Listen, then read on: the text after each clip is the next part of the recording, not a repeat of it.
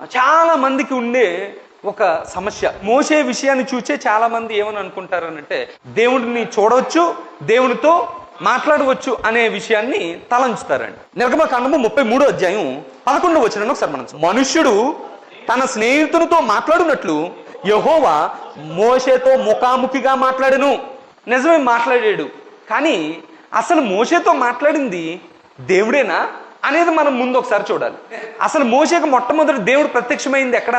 మోషే మిద్యాన్ అరణ్యంలో హోరే పర్వతం మీద తన మామ మందను మేపుకుంటున్నాడు అంటండి. అక్కడ ఒక విచిత్రమైన విషయాన్ని చూచాడండి. పొద మండుచున్నది కానీ అది కాలిపోలేదు. ఆ వింత ఏమిటో చూడడానికి అటు వెళ్ళాడు అంటండి. ఒక పొద నడిమిని అగ్నిజ్వాలలో యెహోవా దూత అతనికి ప్రత్యక్షమాయను. యెహోవా ప్రత్యక్షమయ్యాడా? దూత ప్రత్యక్షమయ్యాడా? దూత ప్రత్యక్షమయ్యాడు.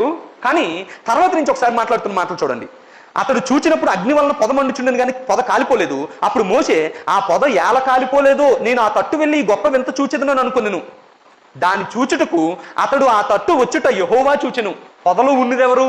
యెహోవా దూత ప్రత్యక్షమయ్యాడు. కానీ మోషే పరిగెట్టుకుని వస్తున్న విషయాన్ని ఎవరు చూచారు? యెహోవా చూచెను. మీరు అది అండర్లైన్ చేసుకోవాలి. దూతేమో ప్రత్యక్షమయ్యాడు, కానీ ఏమని రాయబడుతుందనంటే ఆ తట్టు మోషే వచ్చుట ఎవరు చూస్తున్నారనంటే యెహోవా చూచెను. చూచి ఏమని మాట్లాడుతున్నాడు ఒకసారి చూడండి. దేవుడు ఆ పొద నడుము నుండి మోషే మోషే అని అతన్ని పిలిచెను. అందుకతడు చిత్తము ప్రభువా అనెను.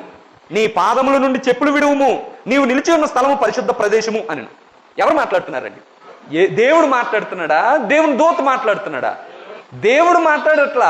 ఎవరు మాట్లాడుతున్నారు అనంటే దేవుని దూతే మాట్లాడుతున్నాడు. కానీ ఎవరు పక్షాన మాట్లాడుతున్నాడు అనంటే దేవుని పక్షాన మాట్లాడుతున్నాడు. మాట్లాడుతున్నప్పుడు ఆయన ఏమంటాడనంటే నేను పరలోకం నుండి పంపబడిన దూత అనేటట్లుగా ఒకసారి పరిచయం చేసుకుంటాడు.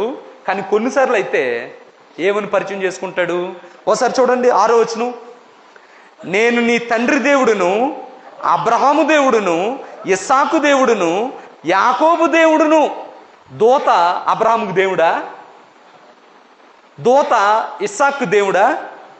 దూత యాకోబుకు దేవుడా? కాదు. మాట్లాడుతున్నది ఎవరు? దూతే. కానీ ఏమని మాట్లాడుతున్నాడు అనంటే నేను దేవుని దూతను అని మాట్లాడ్డు, దేవుడు వలే మాట్లాడతాడు. అంటే పరిశుద్ధ గ్రంథంలో అటువంటి సరళ ఉంది. ఆ సరళని మనం సరిగా అర్థం చేసుకోకపోతే ఏమవుతుందనంటే మోషే ముఖాముఖిగా మాట్లాడింది ఎవరితో అని అనుకుంటామనంటే దేవుడితోనే.